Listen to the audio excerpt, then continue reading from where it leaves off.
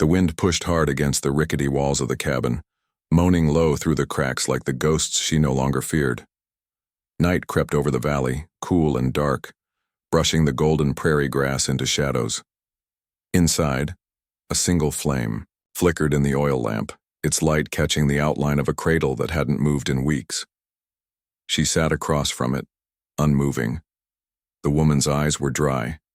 Crying had long passed. There was nothing left to wring out of her. Her arms rested, slack at her sides, her body still aching with the rhythm of motherhood, though her baby was gone. The child, her only surviving twin, had died a month ago, fevered and limp in her arms before she could get him to town. 6 months of life. 6 months of trying to believe she could be a mother after all the blood she'd seen in her years before. The grave out back was shallow. She hadn't had the strength to dig deeper. The world had turned gray after that. She hadn't spoken to anyone since. She hadn't needed to. The last words she remembered saying were to the doctor, whispering, "He was all I had left." She heard the knock before she registered the sound, dull, hesitant. Then again, sharper, quicker, urgent. She blinked, slowly turning her head. Nobody ever came this far. Her cabin stood at the edge of the mesa, tucked beneath a weathered bluff. She hadn't had visitors in months. Not since the child's funeral. Not since the priest had muttered his rites and looked away from the tiny mound of dirt like it hurt his soul to see. Another knock. Then, a sound that cut through every numb layer of her grief. Crying. Infant crying. She rose so slowly it felt like waking from a deep frozen sleep. Her knees ached. Her body protested the movement like it had forgotten what urgency felt like. Her hand reached the doorknob, trembling, not with fear but with something close to disbelief. When she opened the door, the cold hit first. Then she saw them, 2 babies, swaddled poorly in worn linen, both wailing with red, open mouths, there, small fists flailing in the air. One had a stain, blood on its sleeve.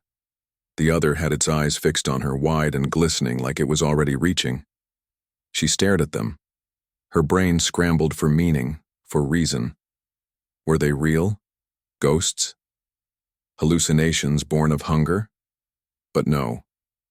The air around them was warm from their breath and their tears shone in the moonlight. She looked for anyone else, scanned the dark. Nothing. No shadows moving. No wagon. Just the canyon wind and the rustle of dry brush.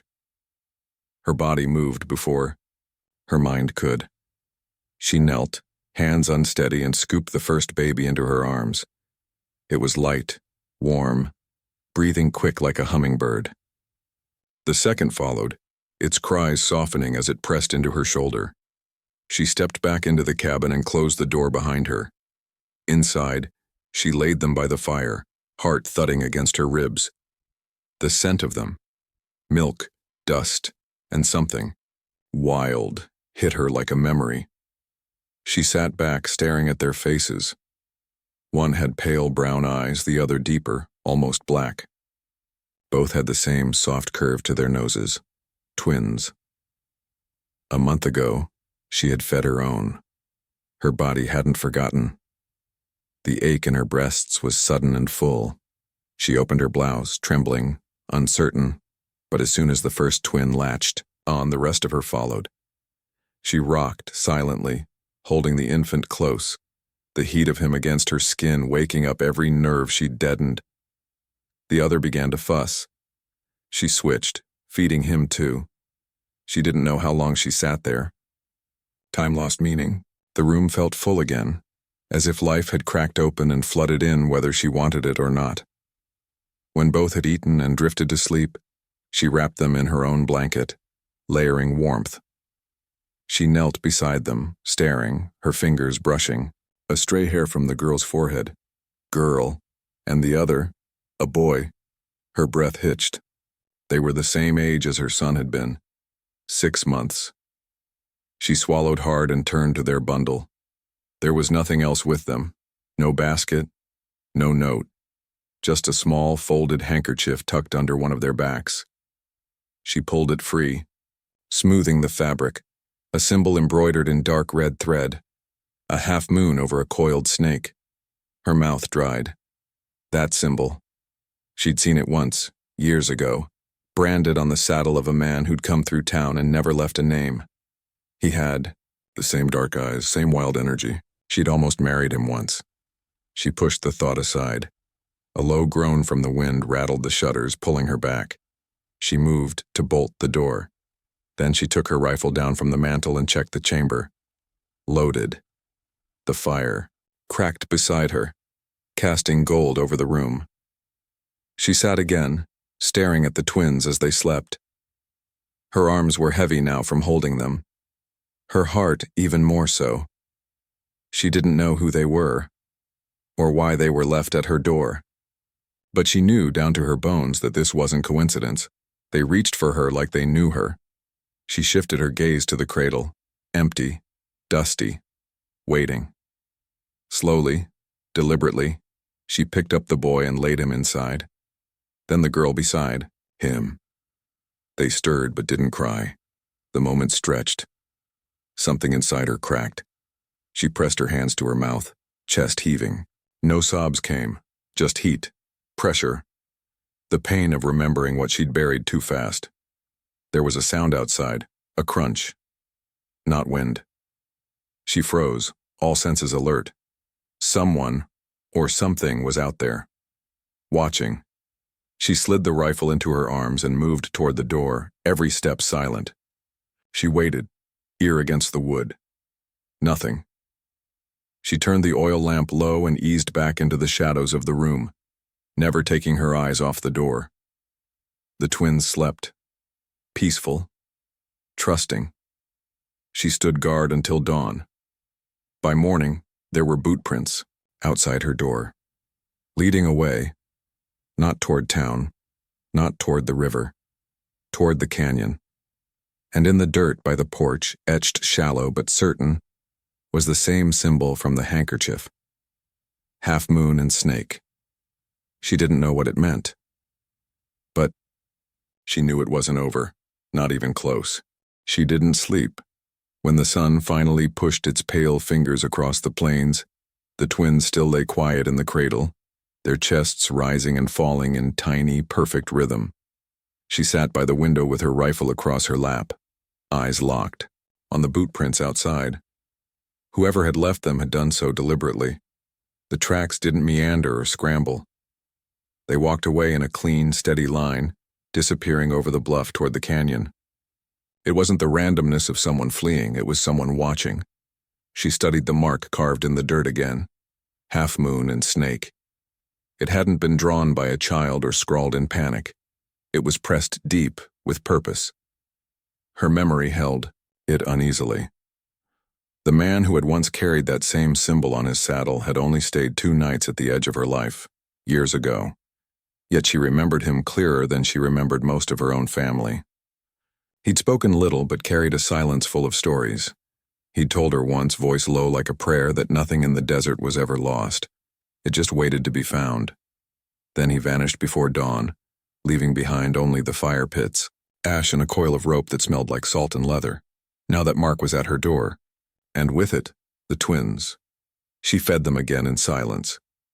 Her fingers brushed their hair, her hands working on muscle memory more than thought. She tried not to look too long at their faces. The resemblance to her own lost child was uncanny. Same weight, same soft curls, even the same hiccup after feeding. If she let herself sink into that feeling, she'd drown in it.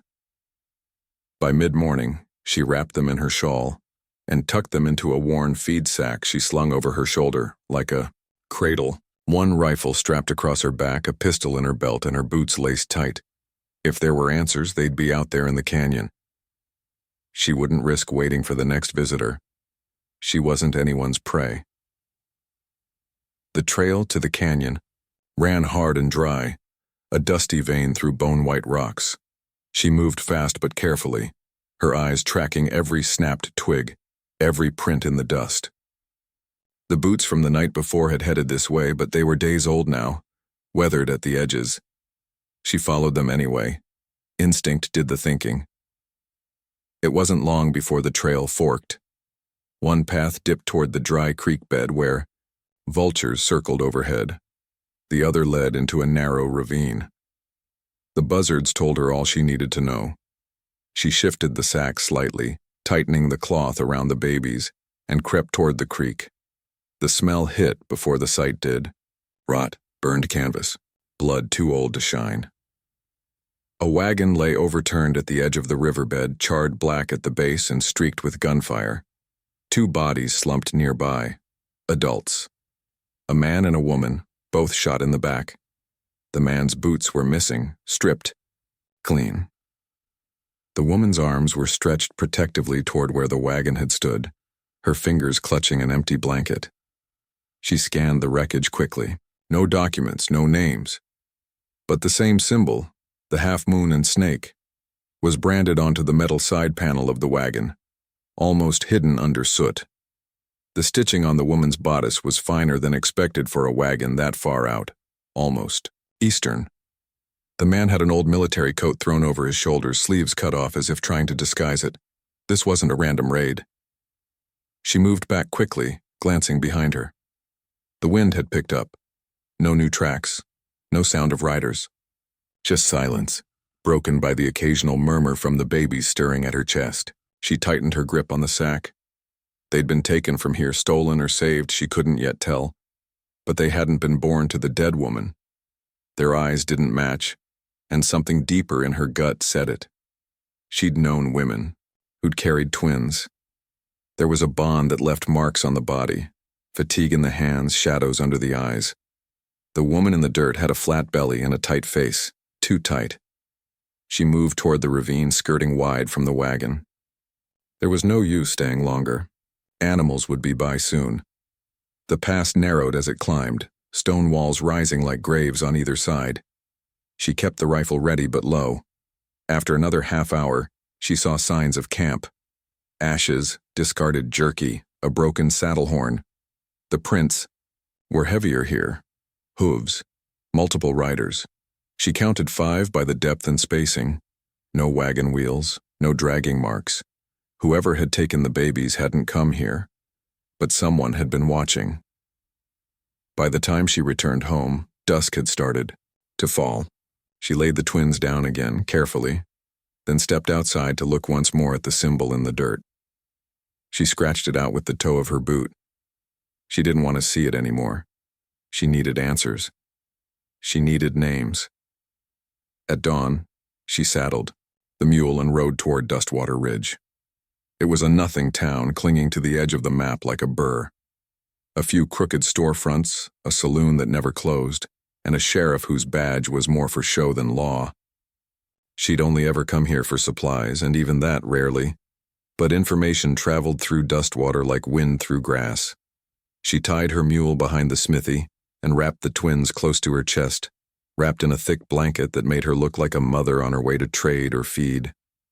Nobody gave her more than a second glance.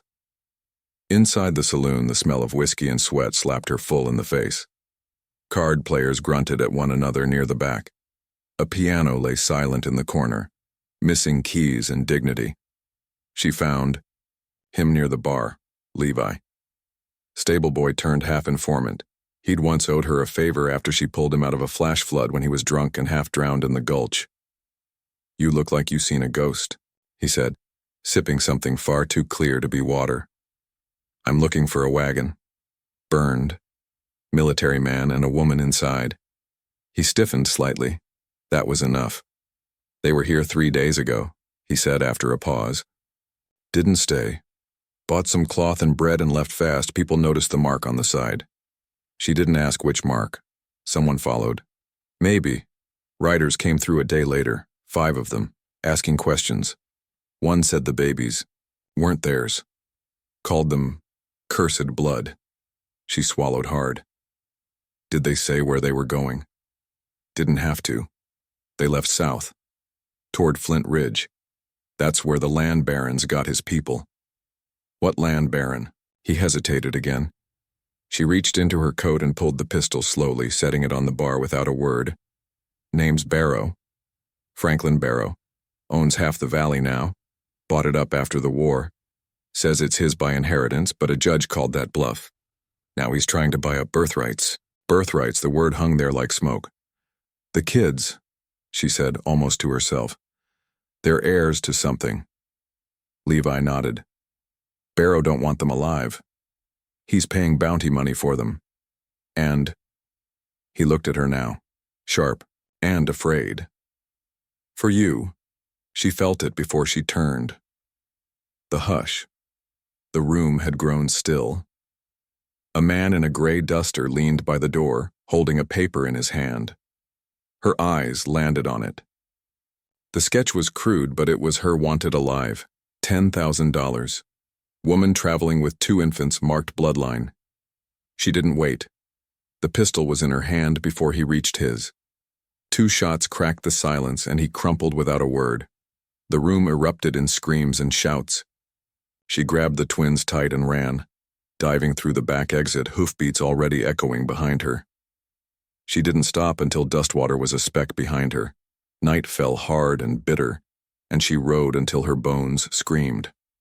Finally, she found an overhang of rock deep in the foothills. There, beneath the stars, she fed the twins and rocked them against her chest, her breath shaking.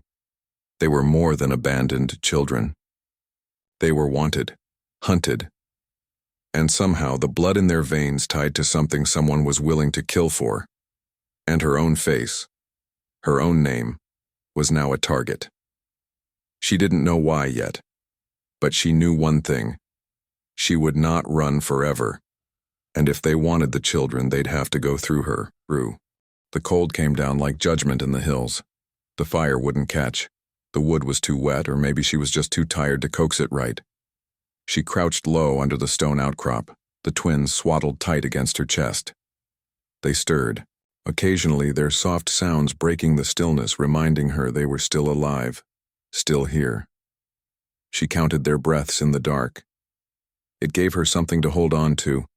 She hadn't slept in 2 nights. Every sound, every shift of the wind or crack of a twig twisted her stomach.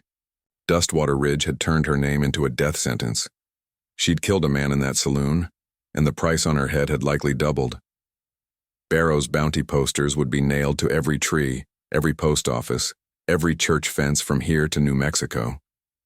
And yet none of that frightened her the way the quiet did, because quiet meant planning. Quiet meant someone out there was waiting to strike. She glanced down at the twins. Their breath warmed her collarbone. In the stillness, a thought pushed. To the surface, she hadn't named them yet. It hadn't seemed right. Naming meant admitting she'd taken them in, claimed them. Naming meant giving them parts of herself. And she didn't know if she was still someone worth passing anything on to. But they were hers now. That truth had dug itself into her like a root. At first light, she packed quickly. She left no ashes, no prints. Just the memory of warmth and the bitter edge of fear. The trail south toward Flint Ridge narrowed as it climbed higher. Barrow's estate lay somewhere on the other side, buried behind armed fences and titles stolen with ink and bullets. She didn't intend to ride straight into the lion's den, not yet, not without answers. She needed someone who knew Barrow's operation from the inside, someone who'd bleed truth before blood. There was one man, Henry Cray. Cray had once been Barrow's foreman before he disappeared and turned up, living like a mole in the abandoned copper town of Red Hollow. A drunk, they said, half mad, but he knew things. He'd helped survey the land Barrow had stolen. He'd seen what was buried beneath the deeds. The ride to Red Hollow took a day and a half. She kept to the ridge lines and dry washes, doubled back twice and changed direction more than once to throw off any pursuit.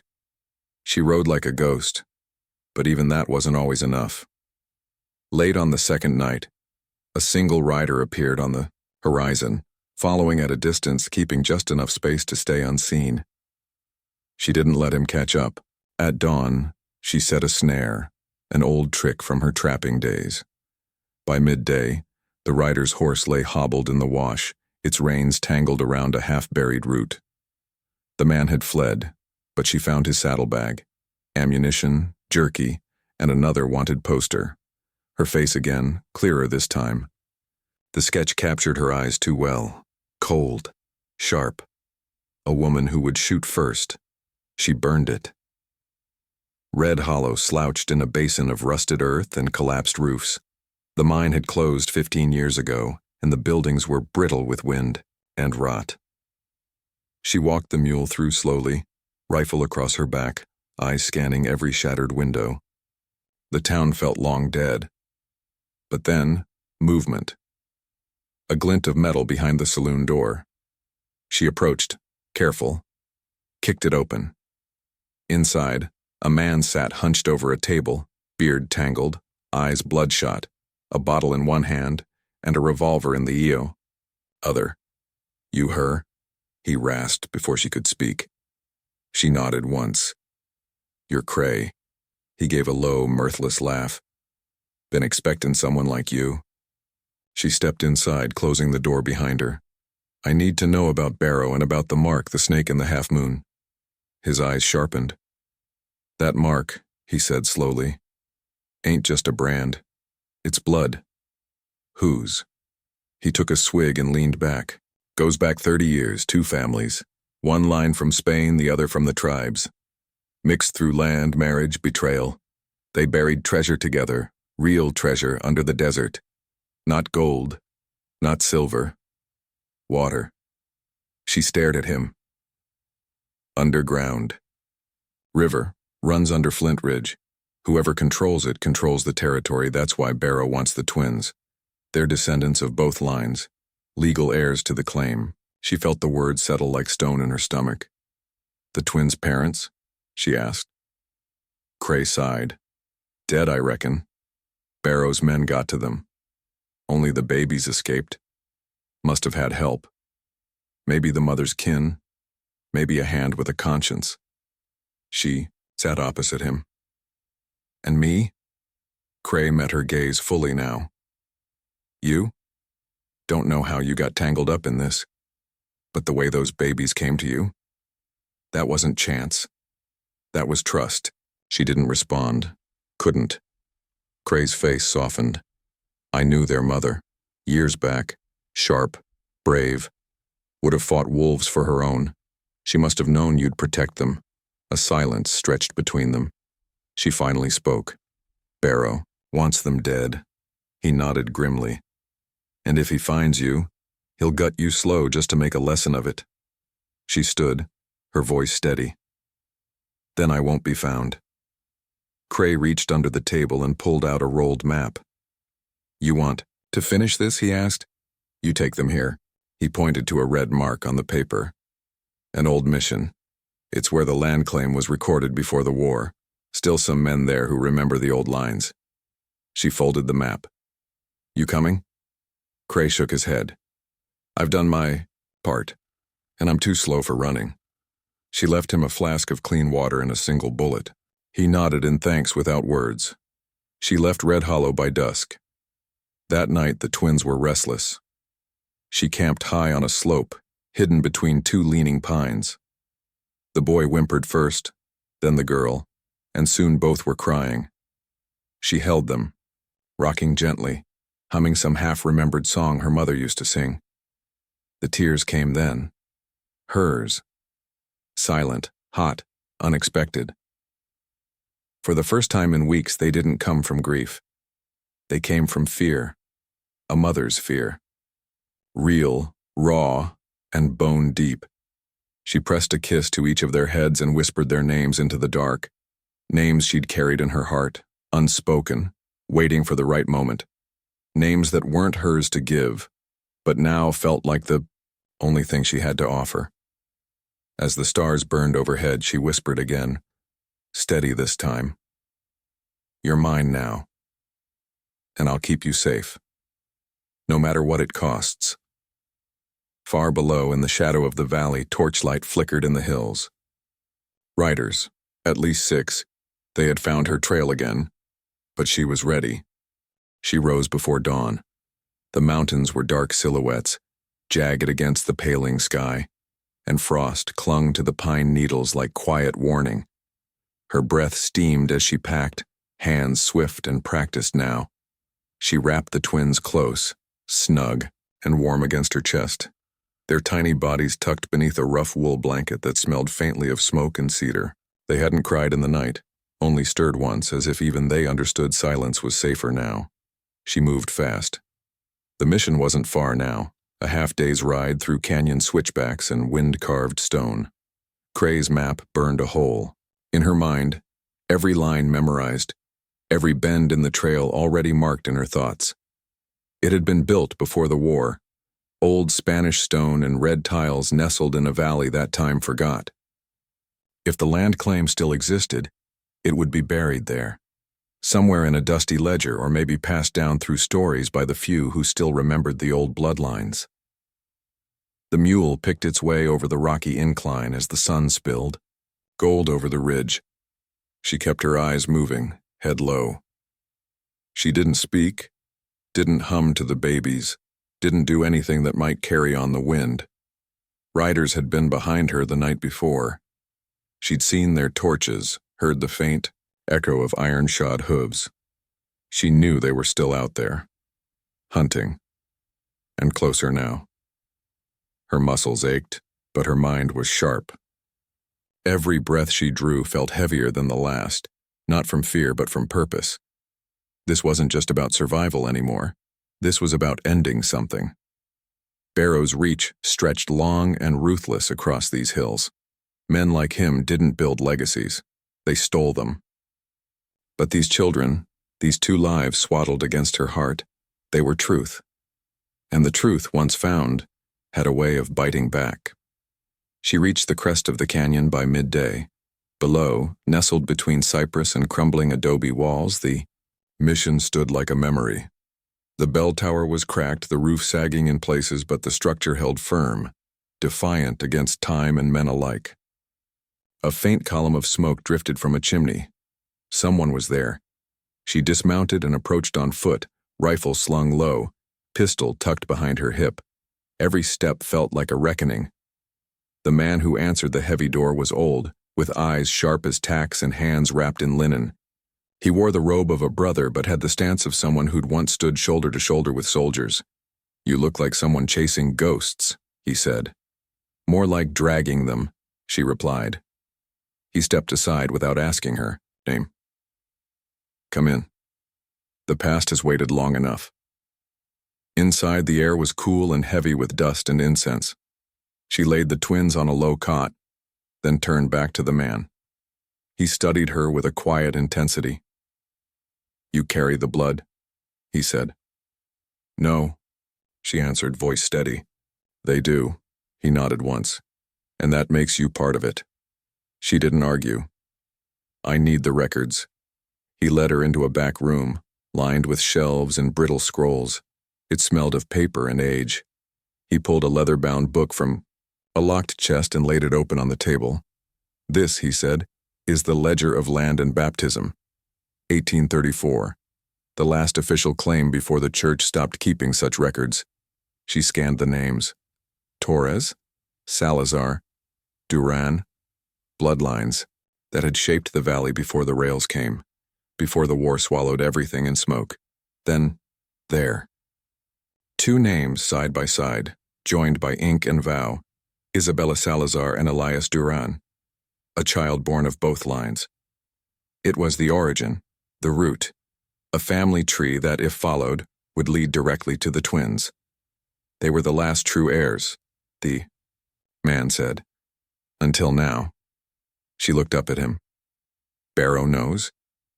He suspects. That's why he wants them erased. If the blood survives, his claim dies. She closed the book. Then this is the end of it. A sound cut through the silence, hoofbeats, fast, hard, echoing off the stones.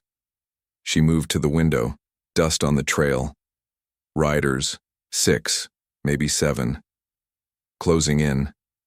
She turned to the man. "Is there a back way out?" He hesitated. "Through the wine cellar. Leads to the orchard." She moved fast, swaddling the babies, tucking the ledger into her coat. Before she left the room, the man pressed something into her hand, a silver cross, old and worn smooth by time. "For luck," he said. I'll take grit over luck, she muttered, but she didn't toss it away. She slipped into the cellar as voices barked outside. She heard boots kicking indoors, heard the snap of gun belts and the harsh grunts of men who believed they owned everything they stepped on. She moved like shadow down the stone steps, through the damp earth, past old barrels and root shelves. She found the narrow tunnel behind a shelf of crumbling wine bottles and slipped through sideways, pressing the twins tight. The path was barely wide enough, but she forced herself onward, heart pounding. The tunnel spat her out behind the orchard wall, just as gunfire cracked behind the mission. She didn't look back. She ran. Brush clawed at her dress and low branches slapped her face, but she didn't stop. She ran until her legs threatened to buckle, then ran farther. The canyon narrowed again, funneling her toward a dry arroyo. There she found the place she'd seen on the map, a natural choke point between two sheer rock faces.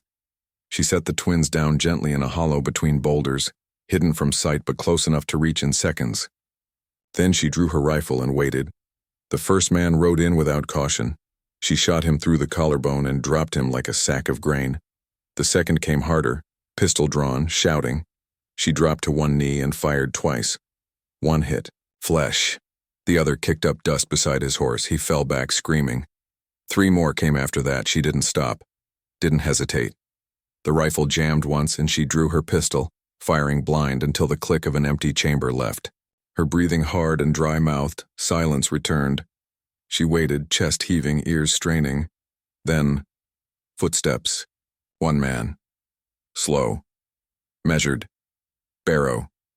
He stepped into view like death dressed for dinner. Fine coat, clean boots, a shotgun resting easy in his hands. He looked at her like she was less than a person. "You're not part of this," he said. "I am, now. You don't understand what those children are. I understand enough." He shook his head. "They'll be hunted forever. They'll never be safe. Give them to me and I promise it'll be quick." She didn't blink. "Funny. I was about to promise you the same." He raised the shotgun. She moved first. The blast caught her side, pain like a branding iron, but she rolled and fired once, twice. The second shot hit him in the neck. He stumbled, gurgled, and fell hard. His body kicked once, then stilled. She staggered forward, blood soaking her shirt, and kicked the shotgun from his hand. He was dead, and it was done. The sun broke over the canyon wall as she crumpled beside the twins. One began to cry, the other reached for her, small fingers clutching her blood-streaked sleeve. She smiled through the pain. "You knew me," she whispered, "from the start." She didn't know what came next. But as she held them, safe for now, the wind carried no more footsteps, no more gunshots, just birdsong and light, and for the first time in a long time, the world didn't feel lost. 3 years had passed since the last shot echoed through the canyon, since blood turned soil and justice finally took root. Now the land whispered softer stories, of growth, of warmth, of second chances. The valley, once scarred by violence, bloomed again with tall grass and wildflowers. The sun no longer felt like judgment but promise. She stood on the porch, wiping her hands on her apron, watching the twins chase each other barefoot through the garden rows. Their laughter rang out clear and wild, like music you don't realize you've missed until it returns. They were no longer swaddled bundles of mystery, they were her world now. Healthy, bright-eyed, full of mischief and light.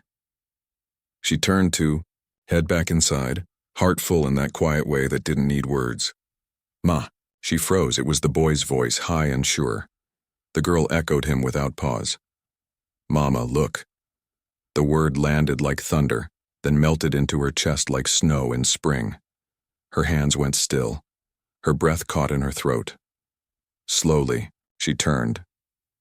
They were holding up a crooked little sign they had painted together. Red handprints and all. It read, "Home." One held the top corner proudly. The other looked toward her with a grin, missing 2 front teeth. She stepped off the porch, like the earth might disappear beneath her. The boy ran up first, wrapping his arms around her waist. The girl followed, pressing her cheek to her side. She dropped to her knees, pulled them both in, and held on tight. They didn't know what the word had done to her. Didn't see the tears spill down her cheeks, quiet and sudden, like rain on dry dust. They didn't remember the ache she carried those first nights, nursing them while her own child's ghost lingered in every corner of the cabin. They didn't remember the pain of not being sure she deserved to be called anything by them, let alone that sacred name. But now, they said it like they'd always known, as if it had waited in their mouths since the day she opened the door, as if she hadn't just raised them, but had always been meant to. She laughed through the tears, pressing her forehead to theirs. You two, you don't even know what you just gave me. We made a sign too, the girl said proudly, pointing back toward the porch. I saw, she whispered, voice shaking. It's perfect. And it was. Later that night, after the sun sank behind the hills and the world turned gold and violet, she watched them sleep. In the quiet, she whispered thanks to no one in particular. For survival. For grace. For the wild miracle that somehow, in this ruthless land, she had been given love not once but twice. And now she had a name again. Mom.